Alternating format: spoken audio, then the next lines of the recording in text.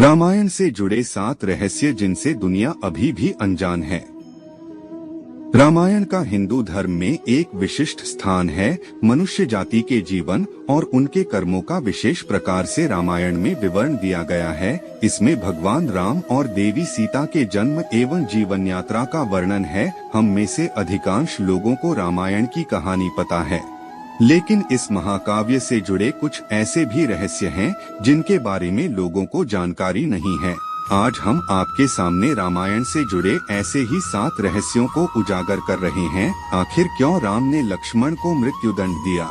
रावण को पता था कि वह राम के हाथों से मारा जाएगा, या ये पता है आपको कि राम तो वैसे विष्णु का अवतार है और 3 भाई किसका अवतार और राम अर्थात तीनाए भाई के अलावा राजा दशरथ एक पुत्री के भी पिता थे। जने इन सारे रहस्यमय को एक रामायण के हर 1000 श्लोक के बाद आने वाले पहले अक्षर से गायत्री मंत्र बनता है।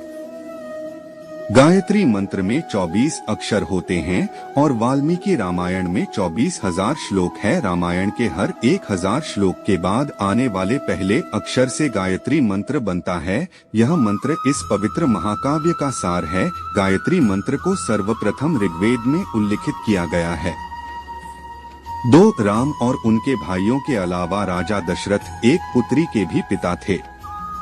श्री राम के माता पिता एवं भाइयों के बारे में तो प्रायः सभी जानते हैं, लेकिन बहुत कम लोगों को यह मालूम है कि राम की एक बहन भी थी जिनका नाम शांता था। वे आयु में चारों भाइयों से काफी बड़ी थी। उनकी माता कौशल्या थी। ऐसी मान्यता है कि एक बार अंगदेश के राजा रोमपद और उनकी रानी वर्षिणी अयोध्या आए। उनको कोई संतान नहीं थी। बातचीत के दौरान राजा दशरथ को जब यह बात मालूम हुई तो उन्होंने कहा, मैं अपनी बेटी शांता आपको संतान के रूप में दूंगा। यह सुनकर रोमपद और वर्षिणी बहुत खुश हुए। उन्होंने बहुत स्नेह से उसका पालन पोषण किया और माता पिता के सभी कर्तव्य निभाए। एक दिन राजा रोमपद अपनी पुत्री से बातें कर रहे थे। उसी समय द्वार पर एक ब्राह्मण आए और उन्होंने राजा से प्रार्थना की कि वर्षा के दिनों में वे खेतों की जुताई में राज दरबार की ओर से मदद प्रदान करे। राजा को यह सुनाई नहीं दिया और वे पुत्री के साथ बातचीत करते रहे। द्वार पर आए नागरिक की याचना न सुनने से ब्राह्मण को दुख हुआ और वे राजा रोमपद का राज्य छोड़कर चले गए। वह ब्राह्मण इंद्र के भक्त थे। अपने भक्त की ऐसी अनदेखी पर इंद्रदेव राजा रोमपद पर क्रुद्ध हुए और उन्होंने उनके राज्य में पर्याप्त वर्षा नहीं की। इससे खेतों में खड़ी फसलें मुरझाने लगी। इस संकट की घड़ी में राजा रोमपद ऋष्यशृंग ऋषि के पास गए और उनसे उपाय पूछा। ऋषि ने बताया कि वे इंद्रदेव को प्रसन्न करने के लिए यज्ञ करें। ऋषि ने यज्ञ किया और खेत खलिहान पानी से भर गए। इसके बाद ऋष्यशृंग ऋषि का विवाह शांता से हो गया और वे सुखपूर्वक रहने लगे। बाद में ऋष्यशृंग ने ही दशरथ की पुत्र कामना के लिए पुत्र कामेष्टि यज्ञ करवाया था। जिस स्थान पर उन्होंने यह यज्ञ करवाया था वह अयोध्या से लगभग 39 किमी पूर्व में था और वहां आज भी उनका आश्रम है और उनकी तथा उनकी पत्नी की समाधियां है। 3 राम विष्णु के अवतार हैं, लेकिन उनके अन्य भाई किसके अवतार थे? राम को भगवान विष्णु का अवतार माना जाता है, लेकिन आपको पता है कि उनके अन्य भाई किसके अवतार थे?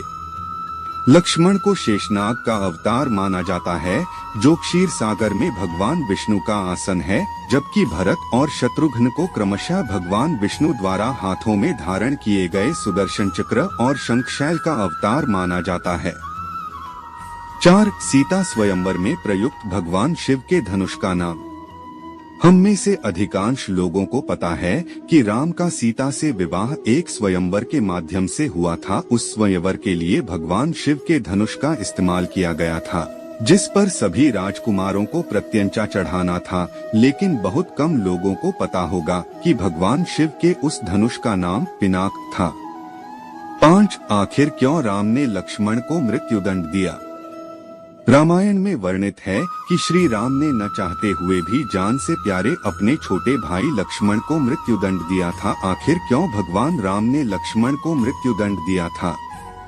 यह घटना उस वक्त की है जब श्री राम लंका विजय के बाद अयोध्या लौट आए थे और अयोध्या के राजा बन गए थे। एक दिन यम देवता कोई महत्वपूर्ण चर्चा करने के लिए श्री राम के पास आते हैं। चर्चा प्रारंभ करने से पूर्व उन्होंने भगवान राम से कहा कि आप मुझे वचन दें कि जब तक मेरे और आपके बीच वार्तालाप होगी हमारे बीच कोई नहीं आएगा, और जो आएगा उसे आप मृत्युदंड देंगे। इसके बाद राम लक्ष्मण को यह कहते हुए द्वारपाल नियुक्त कर देते हैं कि जब तक उनकी और यम की बात हो रही है वो किसी को भी अंदर न आने दे, अन्यथा वह उसे मृत्युदंड दे देंगे। लक्ष्मण भाई की आज्ञा मानकर द्वारपाल बनकर खड़े हो जाते हैं। लक्ष्मण को द्वारपाल बने कुछ ही समय बीतने के बाद वहां पर ऋषि दुर्वासा का आगमन होता है।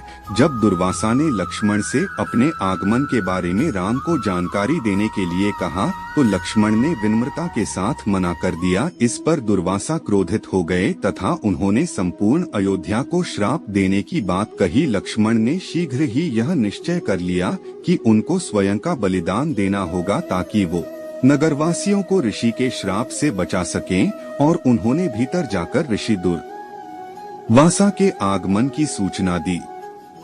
अब श्री राम दुविधा में पड़ गए क्योंकि उन्हें अपने वचन के अनुसार लक्ष्मण को मृत्युदंड देना था। इस दुविधा की स्थिति में श्री राम ने अपने गुरु वशिष्ठ का स्मरण किया और कोई रास्ता दिखाने को कहा। गुरुदेव ने कहा कि अपनी किसी प्रिय वस्तु का त्याग उसकी मृत्यु के समान ही है, अतः तुम अपने वचन का पालन करने के लिए लक्ष्मण का त्याग कर दो। लेकिन जैसे ही लक्ष्मण ने यह सुना तो उन्होंने राम से कहा कि आप भूल कर भी मेरा त्याग नहीं करना, आपसे दूर रहने से तो यह अच्छा है कि मैं आपके वचन का पालन करते हुए मृत्यु को गले लगा लूं। ऐसा कहकर लक्ष्मण ने जल समाधि ले ली। 6 रावण को पता था कि वह राम के हाथों मारा जाएगा। रामायण की पूरी कहानी पढ़ने के बाद हमें पता चलता है कि रावण एक क्रूर और सबसे विकराल राक्षस था जिससे सभी लोग घृणा करते थे। जब रावण के भाइयों ने सीता के अपहरण की वजह से राम के हमले के बारे में सुना तो अपने भाई को आत्मसमर्पण करने की सलाह दी थी। यह सुनकर रावण ने आत्मसमर्पण करने से इनकार कर दिया और राम के हाथों मरकर मोक्ष पाने की इच्छा प्रकट की। उसके कहा कि अगर राम और लक्ष्मण 2 सामान्य इंसान हैं तो सीता मेरे पास ही रहेगी, क्योंकि मैं आसानी से उन दोनों को परास्त कर दूंगा, और यदि वे देवता हैं तो मैं उन दोनों के हाथों मरकर मोक्ष प्राप्त करूंगा। 7 लक्ष्मण को गुदाकेश के नाम से भी जाना जाता है। ऐसा माना जाता है कि वनवास के 14 वर्षों के दौरान अपने भाई और भाभी की रक्षा करने के उद्देश्य से लक्ष्मण कभी सोते नहीं थे। इसके कारण उन्हें गुदाकेश के नाम से भी जाना जाता है। वनवास की पहली रात को जब राम और सीता सो रहे थे तो निद्रा देवी लक्ष्मण के सामने प्रकट हुई। उस समय लक्ष्मण ने निद्रा देवी से अनुरोध किया कि उन्हें ऐसा वरदान दें कि वनवास के 14 वर्षों के दौरान उन्हें नींद न आए और वह अपने प्रिय भाई और भाभी की रक्षा कर सके। निद्रा देवी इस बात पर प्रसन्न होकर बोली कि अगर कोई तुम्हारे बदले 14 वर्षों तक सोए तो तुम्हें यह वरदान प्राप्त हो सकता है। इसके बाद लक्ष्मण की सलाह पर निद्रा देवी लक्ष्मण की पत्नी और सीता की बहन उर्मिला के पास पहुंची। उर्मिला ने लक्ष्मण के बदले सोना स्वीकार कर लिया और पूरे 14 वर्षों तक सोती रही। बस दोस्तों, आज यही तक मिलते हैं फिर अगले वीडियो में। तब तक के लिए आप अपना ख्याल रखें और हमारे चैनल में आप नए हो तो कृपया सब्सक्राइब, लाइक और अपने दोस्तों को शेयर जरूर करें। धन्यवाद। जय श्री राम।